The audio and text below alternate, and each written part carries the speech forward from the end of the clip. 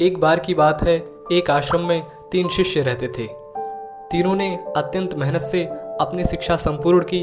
तत्पश्चात तीनों शिष्य गुरुदेव के पास गए और बोले, गुरुदेव, अब हमारी शिक्षा संपूर्ण हो गई है, अब गुरु दक्षिणा देने का वक्त आ गया है। गुरुदेव मुस्कुराए और बोले, यदि तुम लोग मुझे गुरु दक्षिणा देना ही चाहते हो तो कल मुझे एक थैला सूखे पत्ते लाकर दे दो। तीनों शिष्य मंद मुस्कुराए और उन्होंने सोचा कि सूखी पत्तियां लाना कौन सी बड़ी बात है।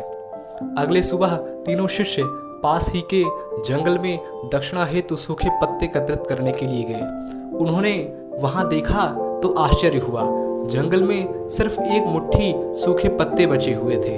यह देखकर वे तीनों बहुत अधिक परेशान हो गए। उन्होंने सोचा, अब गुरुदेव को दक्षिणा कैसे देंगे।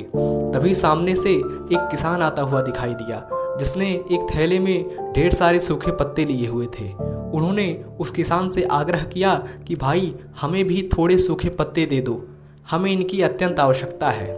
किसान ने कहा, यह सूखे पत्ते मैं अपने जीवन यापन तथा घर का भोजन पकाने के लिए ले जा रहा हूँ, मैं यह आपको नहीं दे सकता। परंतु हाँ, पास के ही गांव में सेठ जी रहते हैं, उनके पास सूखे पत्तों से दोने बनाने का कारखाना है, शायद वह आपको सूखे पत्ते दे सकें। वे तीनों सेठ जी के पास गए और उनसे सूखे पत्ते देने के लिए आग्रह किया।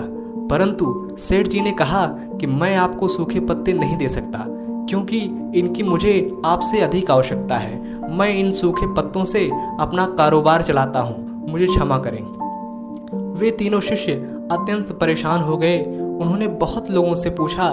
पता चला कि पास में ही एक बूढ़ी दादी रहती हैं। वे सूखे पत्ते एकत्रित करती हैं, हो सकता है उनके पास से मिल जाए। तीनों बूढ़ी दादी के पास गए और उनसे सूखे पत्ते देने का आग्रह किया, परंतु बूढ़ी दादी उन सूखे पत्तों से औषधियाँ बनाया करती थी, तो उन्होंने भी मना कर दिया। अब तीनों छात्र निराश होकर आश्रम लौट आए और दुखी मन से गुरुदेव को सारी बात बताई कि वे उनकी दक्षिणा लाने में असफल रहे। तब गुरुदेव ने कहा, मेरे बच्चों, मुझे दक्षिणा की अभिलाषा नहीं है। मैं तो तुम्हें बताना चाहता था कि इस दुनिया में किसी भी चीज़ को छोटा नहीं समझना चाहिए। छोटी से छोटी चीज़ का भी अपना महत्व होता है, अपना मूल्य होता है।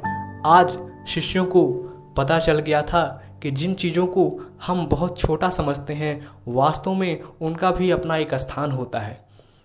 कहानी सुनने के लिए आपका बहुत बहुत धन्यवाद।